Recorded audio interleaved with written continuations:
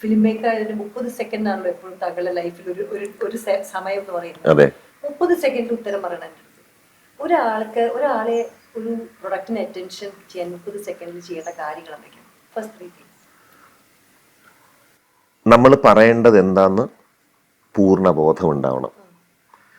ആ പറയുന്നത് വളരെ മിനിമലൈസ് ചെയ്ത് പറയുക.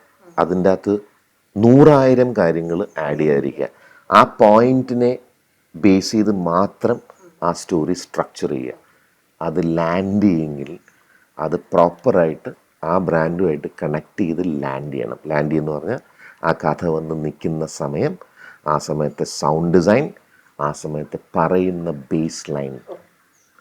ഇപ്പം ആരും കൊതിച്ചു പോകും, അല്ലെങ്കിൽ use hard work, no water required. എങ്ങനെയാണ് നമ്മൾ ലാൻഡ് ചെയ്യുന്നത്, എന്താണ് ആ ലൈൻ, ആ സമയത്തെ സൗണ്ട് എന്താണ്, ഇതൊക്കെ സിമ്പിൾ.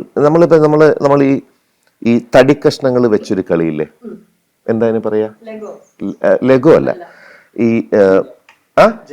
ജങ്ക. എന്താണ് അതിൽ ചെയ്യുന്നത്? നമ്മളൊരു സ്ട്രക്ചർ ഇത് മുഴുവൻ ഉണ്ടാക്കി വെച്ചിട്ടുണ്ട്. അതിൻ്റെ അകത്ത് നമ്മൾ ഓരോ പീസുകൾ എടുത്ത് അവസാനം ഇതെങ്ങനെ ഇല്ല, അതായത് മാക്സിമം ബേസിക് മിനിമലി സ്ട്രക്ചർ എങ്ങനെ നിർത്താം.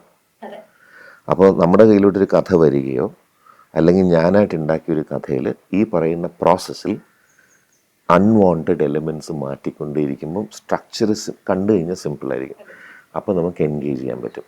30 സെക്കൻഡിനുള്ളിൽ പറയുക എന്ന് പറയുന്നത് ഒരു എന്നെ പോലത്തെ ഒരു ആഡ് ഫിലിം മേക്കറിന് എനിക്ക് അവിടെ സമയമില്ലാത്തതുകൊണ്ട് ഞാൻ പറഞ്ഞു വരുമ്പോൾ 10 മിനിറ്റ് എടുക്കും. എനിക്ക് 30 സെക്കൻഡിലൊന്നും ഒന്നും പറയാൻ പറ്റില്ല. ഞാൻ ഫിലിമിൽ ചെയ്തു തരാം.